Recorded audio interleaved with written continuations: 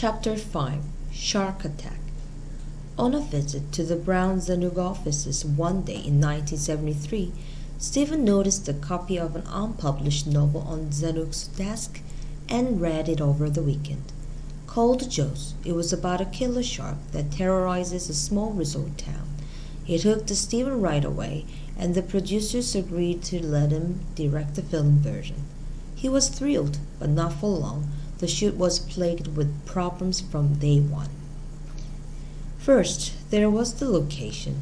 Martha's Vineyard, the small island in Massachusetts, is a popular summer resort.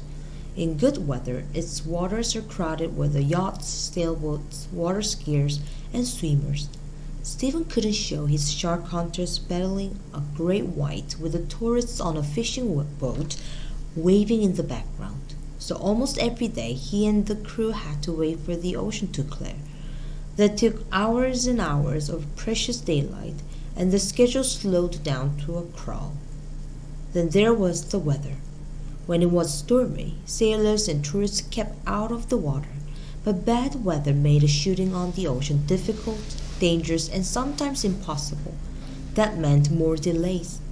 And then there was the shark. The great white had to be so huge and scary that audiences would scream when it appeared. No really great white could be trained for the film, and it was decades for modern CGI, so a mechanical shark was made.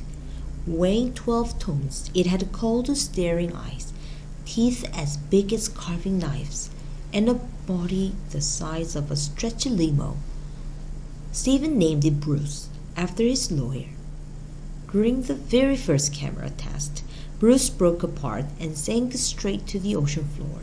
He had to be towed away for 3 weeks' worth of repairs, a disaster for the film's schedule and budget. Because so much was going wrong, the crew started calling the movie flaws. The actors wanted to quit, and there were rumblings at Universal about shutting down the movie. Sidney Sheinberg, who by then was president of Universal, promised Stephen his full support.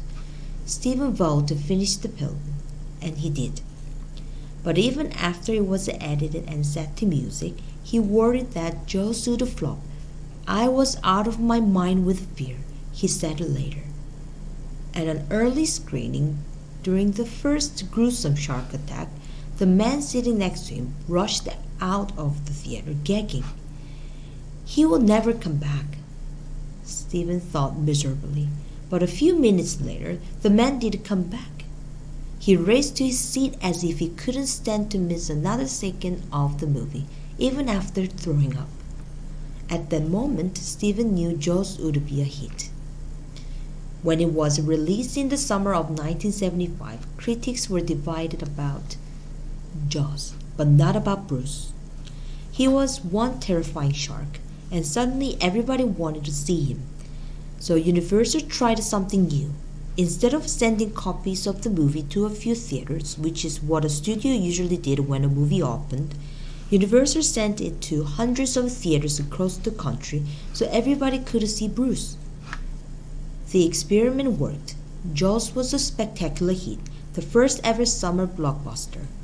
Earning a whopping $260 million, it also became the top-grossing film in history. Already planning another film, Stephen knew one thing for sure. "My next picture will be made on dry land," he said. "There won't even be a bathroom scene."